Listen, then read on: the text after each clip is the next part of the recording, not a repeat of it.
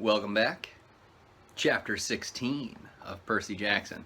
So the chapter before, uh, well, Ares kind of sent them on a pretty not fun mission.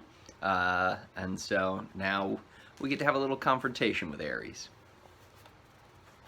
Chapter 16. We take a zebra to Vegas. The war god was waiting for us in the diner parking lot. Well, well, he said. You didn't get yourself killed. You knew it was a trap, I said. Ares gave me a wicked grin. Bet that crippled blacksmith was surprised when he netted a couple of stupid kids. You looked good on TV. I shoved his shield at him. You're a jerk. Annabeth and Grover caught their breath. Ares grabbed the shield and spun it in the air like pizza dough. It changed form, melting into a bulletproof vest, and he slung it across his back. See that truck over there? He pointed to an 18-wheeler parked across the street from the diner. That's your ride. Take you straight to L.A., with one stop in Vegas. The 18-wheeler had a sign on the back, which I could read only because it was reverse-printed white on black, a good combination for dyslexia. Kindness International, Humane Zoo Transport, warning, live wild animals. I said, you're kidding. Ares snapped his fingers, and the back door of the truck unlatched. Free ride west, punk. Stop complaining. And here's a little something for doing the job. He slung a blue nylon backpack off his handlebars and tossed it to me. Inside were fresh clothes for all of us. $20 in cash, a pouch full of golden drachmas, and a bag of double-stuffed Oreos. I said, I don't want your lousy... Thank you, Lord Ares, Grover interrupted, giving me his best red alert warning look. Thanks a lot. I gritted my teeth. It was probably a deadly insult to refuse something from a god, but I didn't want anything that Ares had touched. Reluctantly, I slung the backpack over my shoulder. I knew my anger was being caused by the war god's presence, but I was still itching to punch him in the nose. He reminded me of every bully I'd ever faced. Nancy Bobofit, Clarice, Smelly Gabe, sarcastic teachers, every jerk who'd called me stupid in school or laughed at me when I'd gotten expelled. I looked back at the diner, which had only a couple of customers now. The waitress who'd served us dinner was watching nervously out the window, like she was afraid Ares might hurt us. She dragged the fry cook out from the kitchen to see. She said something to him. He nodded, held up a little disposable camera, and snapped a picture of us. Great, I thought. We'll make the papers again tomorrow. I imagined the headline. 12-year-old outlaw beats up defenseless biker. You owe me one more thing, I told Ares, trying to keep my voice level. You promised me information about my mother. You sure you can handle the news? He kick-started his motorcycle. She's not dead. The ground seemed to spin beneath him. What do you mean? I mean, she was taken from the Minotaur before she could die. She was turned into a shower of gold, right? Nah, that's metamorphosis, not death. She's being kept. Kept? Why? You need to study war, punk. Hostages. You take somebody to control somebody else. Nobody's controlling me. He laughed. Oh, yeah. See you around, kid. I balled up my fists. You're pretty smug, Lord Ares, for a guy who runs from Cupid statues. Behind his sunglasses, fire glowed, and I felt a hot wind in my hair. We'll meet again, Percy Jackson. Next time you're in a fight, watch your back. He revved his Harley, then roared off down Delancey Street. Annabeth said, That was not smart, Percy. I don't care. You don't want a god as your enemy, especially not that god. Hey guys, Grover said, I hate to interrupt, but... And he pointed toward the diner. At the register, the last two customers were paying their check. Two men in identical black coveralls with a white logo on their backs that matched the one on the Kindness International truck. If we're taking the Zoo Express, Grover said, we need to hurry. I didn't like it, but we had no better option. Besides, I'd seen enough of Denver. We ran across the street and climbed in the back of the big rig, closing the door behind us. The first thing that hit me was the smell. It was like the world's biggest pan of kitty litter. The trailer was dark inside until I uncapped anaklusmos. The blade cast a faint bronze light over a very sad scene. Sitting in a row of filthy metal cages were 3 of the most pathetic zoo animals I'd ever seen. A zebra, a male albino lion, and some weird antelope thing I didn't know the name for. Someone had thrown the lion a sack of turnips, which he obviously didn't want to eat. The zebra and the antelope had each gotten a styrofoam tray of hamburger meat. The zebra's mane was matted with chewing gum, like somebody had been spitting on it in their spare time. The antelope had a stupid silver birthday balloon tied to one of his horns that read, "Over the hill!" Apparently, nobody had wanted to get close enough to the lion to mess with him, but the poor thing was pacing around on soiled blankets, in space way too small for him, panting from the stuffy heat of the trailer. He had flies buzzing around his pink eyes, and his ribs showed through his white fur. "This is kindness?" Grover yelled. "Humane zoo transport?" He probably would have gone right back outside to beat up the truckers with his reed pipes, and I would have helped him. But just then, the truck's engine roared to life, the trailer started shaking, and we were forced to sit down or fall down. We huddled in the corner on some mildewed feed stacks, trying to ignore the smell and the heat of the flies. Grover talked to the animals in a series of goat bleats, but they just stared at him sadly. Annabeth was in favor of breaking the cages and freeing them on the spot, but I pointed out it wouldn't do much good until the truck stopped moving. Besides, I had a feeling we might look a lot better to the lion than those turnips. I found a water jug and refilled their bowls, then used anaklusmos to drag the mismatched food out of their cages. I gave the meat to the lion and the turnips to the zebra and the antelope. Grover calmed the antelope down, while Annabeth used her knife to cut the balloon off his horn. She wanted to cut the gum out of the zebra's mane too, but we decided that would be too risky with the truck bumping up and down. We told Grover to promise the animals we'd help them more in the morning. Then we settled in for the night. Grover curled up on a turnip sack. Annabeth opened our bag of double-stuffed Oreos and nibbled on one half-heartedly. I tried to cheer myself up by concentrating on the fact that we were halfway to Los Angeles, halfway to our destination. It was only June 14th. The solstice wasn't until the 21st. We could make it in plenty of time. On the other hand, I had no idea what to expect next. The gods kept toying with me. At least Hephaestus had the decency to be honest about it. He'd put up cameras and advertised me as entertainment. But even when the cameras weren't rolling, I had a feeling my quest was being watched. I was a source of amusement for the gods. "Hey," Annabeth said, "I'm sorry for freaking out back at the water park, Percy." "That's okay. It's just," she shuddered, "spiders." "Because of the Arachne story," I guessed. "Arachne got turned into a spider for challenging your mom to a weaving contest, right?" Annabeth nodded. "Arachne's children have been taking revenge on the children of Athena ever since. If there's a spider within a mile of me, it'll find me. I hate the creepy little things. Anyway, I owe you." "We're a team, remember?" I said. "Besides, Grover did the fancy flying." I thought he was asleep, but he mumbled from the corner. "I was pretty amazing, wasn't I?" Annabeth and I laughed. She pulled apart an Oreo, handed me half. "In the Iris message, did Luke really say nothing?" I munched my cookie and thought about how to answer. The conversation via Rainbow had bothered me all evening. "Luke said that you and he go way back. He also said Grover wouldn't fail this time. Nobody would turn into a pine tree." In the dim bronze light of the sword blade, it was hard to read their expressions. Grover let out a mournful bray. "Oh, I should have told you the truth from the beginning. I thought if you knew what a failure I was, you wouldn't want me along." "You were the satyr who tried to rescue Thalia, the daughter of Zeus." He nodded glumly. "And the other 2 half-bloods Thalia befriended, the ones who got us safely to camp." I looked at Annabeth. "That was you, and Luke, wasn't it? She put down her Oreo, uneaten. Like you said, Percy, a 7-year-old half-blood wouldn't have made it very far alone. Athena guided me toward help. Thalia was 12, Luke was 14. They'd both run away from home like me.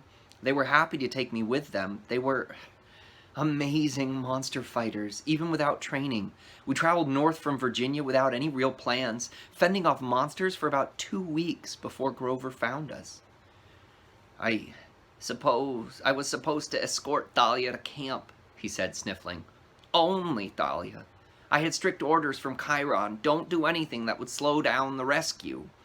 We knew Hades was after her, see, but I couldn't just leave Luke and Annabeth by themselves. I thought I could lead all 3 of them to safety. It was my fault the kindly ones caught up with us.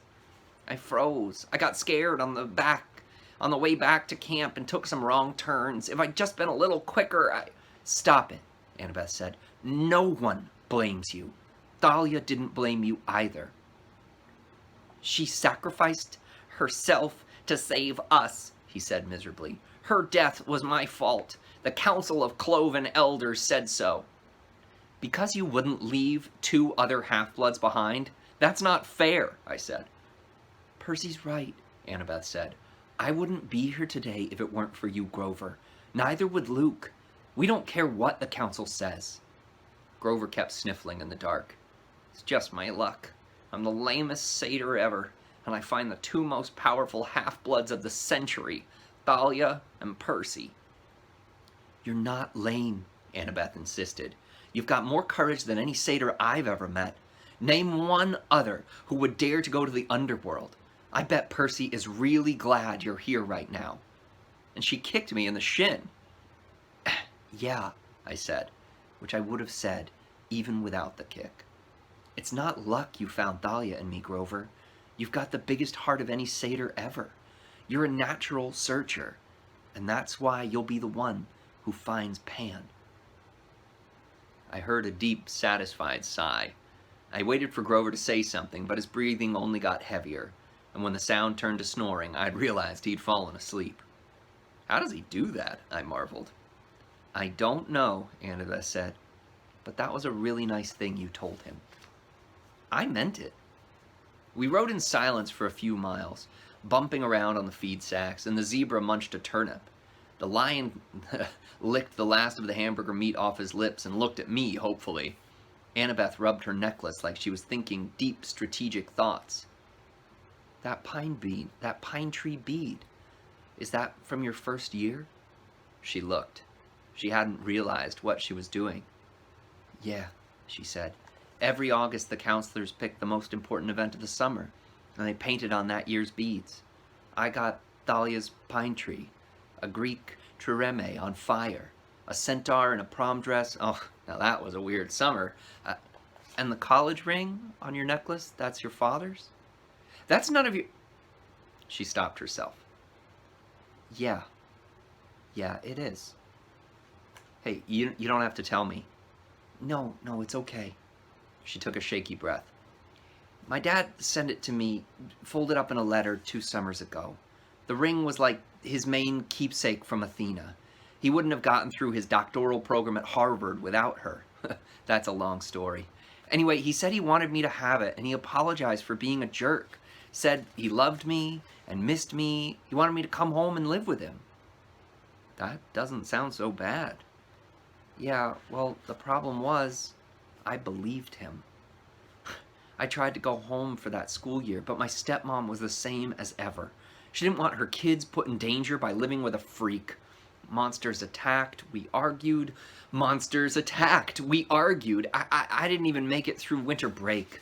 I called Chiron and came right back to Camp Half-Blood. You think you'll ever try living with your dad again? She wouldn't meet my eyes. Please, I'm not into self-inflicted pain. Listen, you shouldn't give up. You should write him a letter or something. Thanks for the advice, she said coldly. But my father made his choice about who he wants to live with. We passed another few miles in silence. So, if the gods fight, I said, will things line up the way they did in the Trojan War? Will it be Athena versus Poseidon? She put her head against the backpack Ares had given us and closed her eyes. I don't know what my mom will do. I just know I'll fight next to you, Percy. Why? 'Cause you're my friend, Seaweed Brain.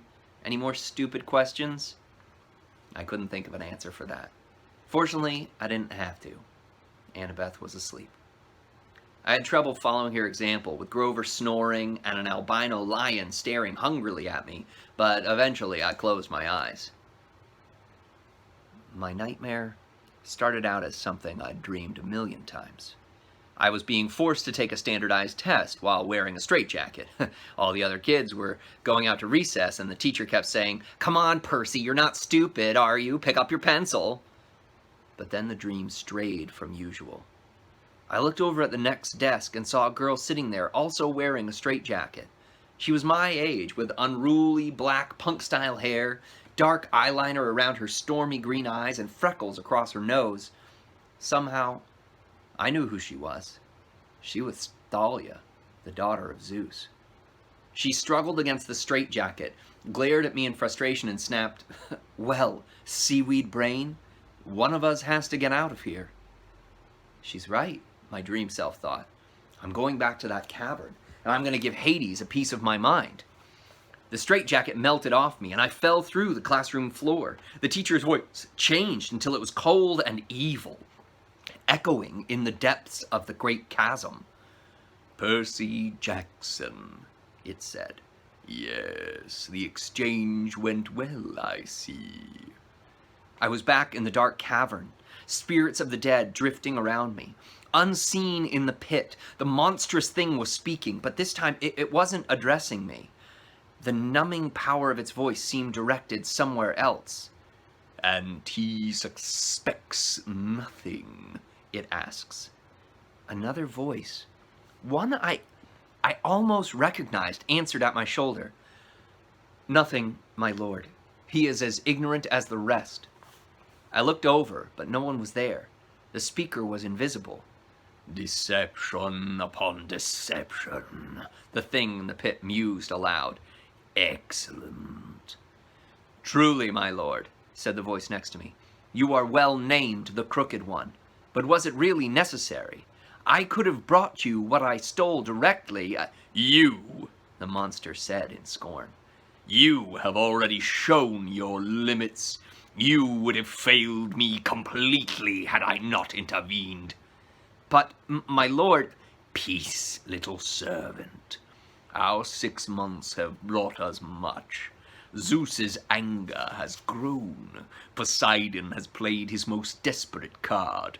Now we shall use it against him. Shortly you shall have the reward you wish, your revenge.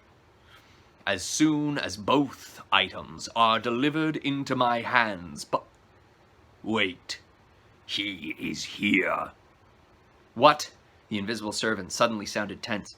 You summoned him, my lord?" "No." The full force of the monster's attention was now pouring over me, freezing me in place. "Blast his father's blood. He is too changeable, too unpredictable. The boy brought himself hither." "Impossible!" the servant cried. "For a weakling such as you, perhaps," the voice snarled, and then its cold power turned back on me. "So, you wish to dream of your quest, young half-blood? Then I will oblige." The scene changed. I was standing in a vast throne room with black marble walls and bronze floors. The empty, horrid throne was made from human bones fused together. And standing at the foot of the dais was my mother, frozen in shimmering golden light, her arms outstretched. I tried to step toward her, but my legs wouldn't move. I reached for her, only to realize my hands were withering to bones. Grinning skeletons in Greek armor crowded around me, draping me with silk robes, wreathing my head with laurels that smoked like chimera poison, burning into my scalp. The evil voice began to laugh. "Hail the conquering hero." I woke with a start. Grover was shaking my shoulder. The truck stopped, he said. We think they're coming to check on the animals. Hide, Annabeth hissed. She had it easy. She just put on her magic cap and disappeared. Grover and I had to dive behind feed sacks and hope we looked like turnips. The trailer doors creaked open. Sunlight and heat poured in. Man, one of the truckers said, waving his hand in front of his ugly nose. Oh, I wish I hauled appliances. He climbed inside and poured some water from a jug into the animals' dishes. You hot, big boy? He asked the lion, then splashed the rest of the bucket right in the lion's face. The lion roared in indignation. Yeah, the man said. Next to me, under the turnip sack, Grover tensed. For a peace-loving herbivore, he looked downright murderous. The trucker threw the antelope a squashed-looking Happy Meals bag. He smirked at the zebra. How you doing, Stripes? At least we'll be getting rid of you this stop. You like magic shows? You're gonna love this one. They're gonna saw you in half. The zebra, wild-eyed with fear, looked straight at me. There was no sound, but as clear as day, I heard the zebra say, Free me, Lord, please. I was too stunned to react. There was a loud knock, knock, knock on the side of the trailer. The trucker inside with us yelled, What do you want, Eddie? A voice outside, it must have been Eddie's, shouted back, Hey, Maurice, what did you say? What are you banging for? Knock, knock, knock. Outside, Eddie yelled, What's banging? Our guy Maurice rolled his eyes and went back outside, cursing at Eddie for being an idiot. A second later, Annabeth appeared next to me.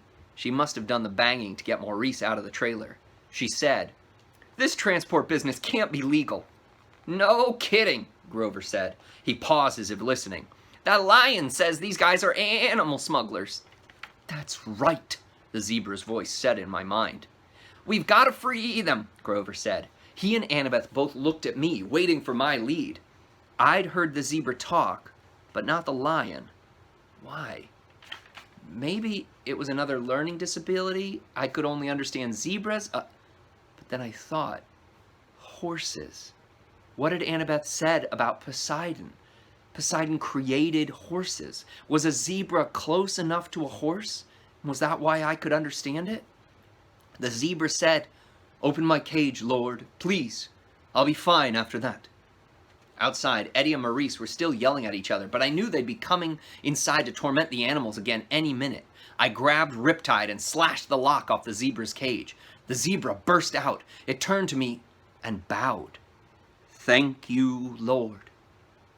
Grover held up his hands and said something to the zebra in goat talk, like a blessing. And just as Maurice was poking his head back inside to check out the noise, the zebra leaped over him and into the street.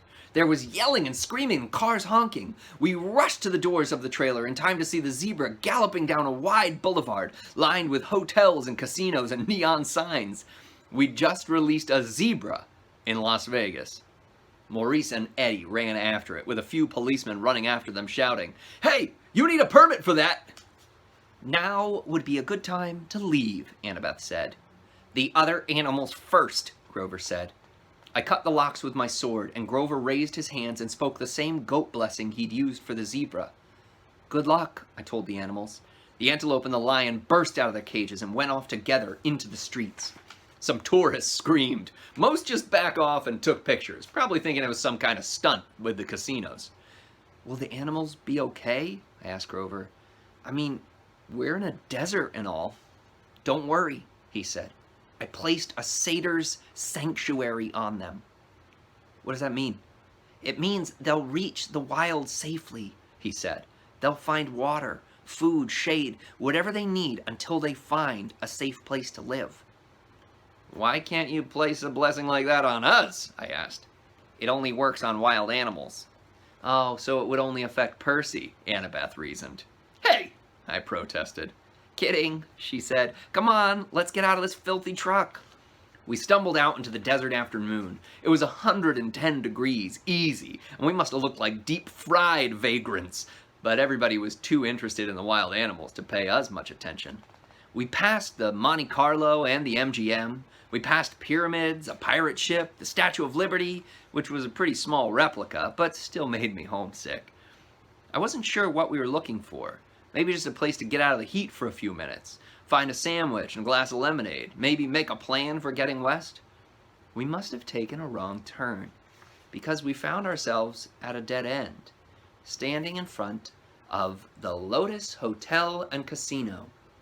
The entrance was a huge neon flower, the petals lighting up and blinking. No one was going in or out, but the glittering chrome doors were open, spilling out air conditioning that smelled like flowers. Lotus blossoms, maybe. I'd never smelled one, so I wasn't sure. The doorman smiled at us. "Hey kids, you look tired. You want to come in and sit down?" I'd learned to be suspicious the last week or so.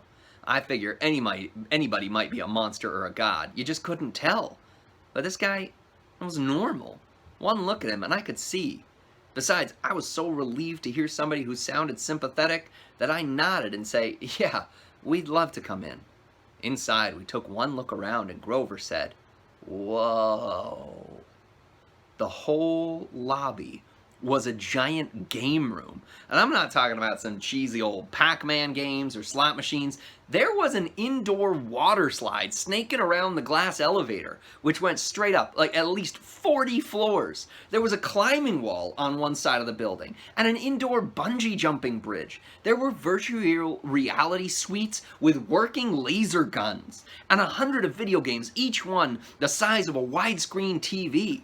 Basically, you name it, this place had it. There were a few other kids playing, but not that many. No waiting for any of the games. There were waitresses and snack bars all around, serving every kind of food you could imagine. "Hey," a bellhop said. At least, I guess he was a bellhop. He wore a white and yellow Hawaiian shirt with Lotus design, shorts and flip-flops. "Hey, welcome to the Lotus Casino. Here's your room key." I stammered. But no, No, he said, laughing. "The bill's been taken care of. No extra charges, no tips. Just go on up to the top floor, room 4001.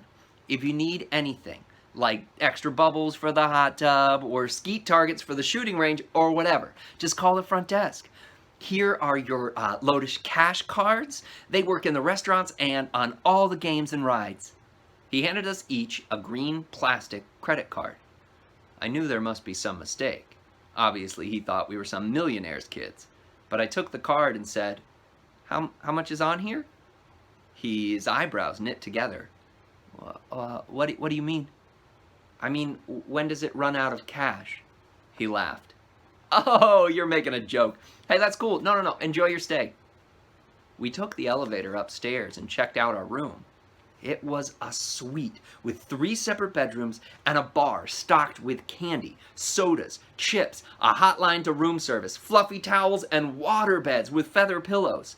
A big screen television with satellite high-speed internet. The balcony had its own hot tub. And sure enough, there was a skeet shooting range machine and a shotgun, so you could launch discs out over Las Vegas and shoot them with a shotgun.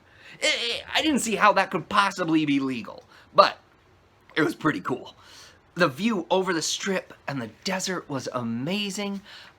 I doubted we'd ever find time to look at the view with a room like this, though. "Oh, goodness," Annabeth said.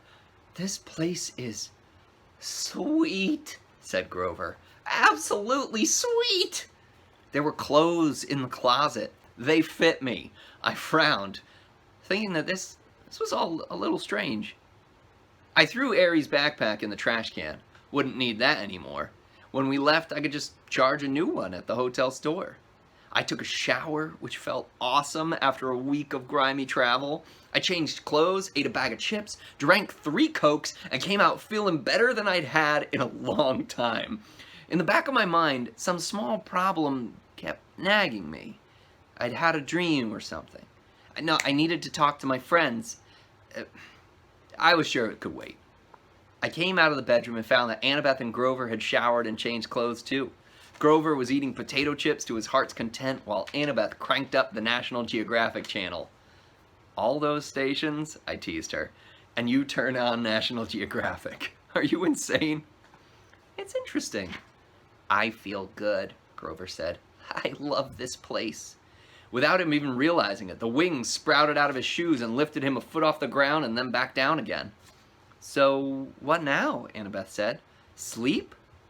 Grover and I looked at each other and grinned. We both held up our green plastic Lotus cash cards. Playtime, I said. I couldn't remember the last time I'd had so much fun. I came from a relatively poor family. You know, our idea of a splurge was eating out at Burger King and renting a video. A 5-star Vegas hotel? Forget it. I bungee jumped the lobby 5 or 6 times. I did the water slide. I snowboarded on an artificial ski slope, and I played virtual reality laser tag and FBI sharpshooter. I saw Grover like a few times going from game to game. He really liked this reverse hunter game where the deer go out and shoot the hunters. I saw Annabeth playing trivia games and other, brainiac stuff. They had this huge 3D sim game where you could build your own city and you could actually see the holographic buildings rise on the display board. I didn't think much of it, but Annabeth loved it. I'm not sure when I first realized something was really wrong. Probably it was when I noticed the guy standing next to me at the virtual reality sharpshooters. He was about 13, I guess, but his clothes were weird. I thought he was some Elvis impersonator's son. He wore bell-bottom jeans and a red t-shirt with black piping. His hair was permed and gelled like a New Jersey's girl's on homecoming night. We played a game of sharpshooters together and he said, "Hey, groovy man, been here 2 weeks and the games keep getting better and better." Groovy? Later, while we were talking, I said something was sick, and he looked at me kind of startled, as if he'd never heard the word used before. He said his name was Darren, but as soon as I started asking him questions, he got bored with me and started to go back to the computer screen. I said, "Hey, Darren." "What? What year is it?" He frowned at me. "What, like in the game?" "No, in real life." He had to think about it. "Oh yeah, it's 1977. "No," I said, getting a little scared. "Really?" "Hey man, you got bad vibes. I got a game happening." And after that, he totally ignored me. I started talking to people, and I found it wasn't easy. They were glued to the TV screen, or the video game, or their food, or whatever. I found a guy who told me it was 1985. Another guy told me it was 1993. They all claimed they hadn't been in here very long, just a few days or a few weeks at most. They didn't really know, and they didn't care.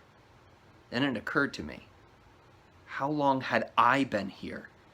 It had only seemed like a couple of hours, but I tried to remember why we were here. We were going to Los Angeles. We were supposed to find the entrance to the underworld. My mother, for a scary second, I couldn't remember her name. Sally Jackson. I had to find her. I had to stop Hades from causing World War III. I found Annabeth, still building her city. "Come on," I told her. "We've got to get out of here." No response. I shook her. "Annabeth!" She looked up, annoyed. "What?" "We need to leave." "Leave? What are you talking about? I just got these towers right... No, this place is a trap." She didn't respond until I shook her again. "What?" "Listen, the underworld, our quest." "Oh, come on, Percy, just a few more minutes." "Annabeth, there are people here from 1977, kids who have never aged. You check in, you stay forever." "So," she asked, "can you imagine a better place?" I grabbed her wrist and yanked her away from the game. "Hey!" She screamed and hit me, but nobody else even bothered looking at us. They were too busy. I made her look directly in my eyes. I said, "Spiders. Large, hairy spiders." That seemed to jar her. Her vision cleared. "Oh my gods," she said. "How long have we..." "I don't know, but we gotta find Grover." We went searching and found him still playing Virtual Deer Hunter. "Grover!" we both shouted. And he said, "Die, human! Die, silly, polluting, nasty person!" "Grover!" He turned the plastic gun on me and started clicking, as if I were just another image from the screen. I looked at Annabeth, and together we took Grover by the arms and dragged him away. His flying shoes sprang to life and started tugging his legs in the other direction as he shouted, "No! I just got to a new level! No!" The Lotus bellhop hurried up to us. Well now, are you ready for your platinum cards? We're leaving, I told him. Oh, such a shame, he said, and I got the feeling that he really meant it, that we'd be breaking his heart if we went. We just added an entire new floor of games for platinum card members. He held out the cards. I wanted one. I knew if I took one, I'd never leave. I'd stay here, happy, forever, playing games, forever, and soon I'd forget my mom, and my quest, and maybe even my own name. I'd be playing Virtual Rifleman with groovy Disco Darren forever. Grover reached for the card, but Annabeth yanked back his arm and said, "No thanks." We walked toward the door, and as we did, the smell of the food and the sounds of the game seemed to get more and more inviting. I thought about our room upstairs. We could just stay the night, sleep in a real bed for once. Then we burst through the doors of the Lotus Casino and ran down the sidewalk. It felt like afternoon, about the same time of day we'd gone in the casino, but something was wrong. The weather had changed. It was stormy, with heat lightning flashing out in the desert. Aries' backpack was slung over my shoulder, which was odd, because I had thrown it in the trash can in room 4001, but at that moment, I had other problems to worry about.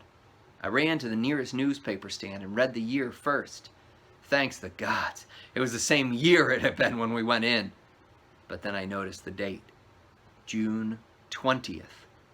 We had been in the Lotus Casino for 5 days. We had only 1 day left until the summer solstice. Only 1 day to complete our quest. It's a fun chapter. Lots of just weirdness in that one. What's going on with the Lotus Casino? All right. Everybody stay well. I hope you're finding chances to go outside and go outdoors. I helped Mr. Gaspar garden at Merrick-Moore. The radishes are getting really big there. I'm sure he's got a video up soon that's going to be all about the work that he's doing there. For right now, there are comprehension questions at the end of the video like always, and your journal questions at the end of the video as well. So please take a minute, just write a few lines in your journal. Get back in the habit of writing if you've fallen out of it. And I'll see you next week. Thanks.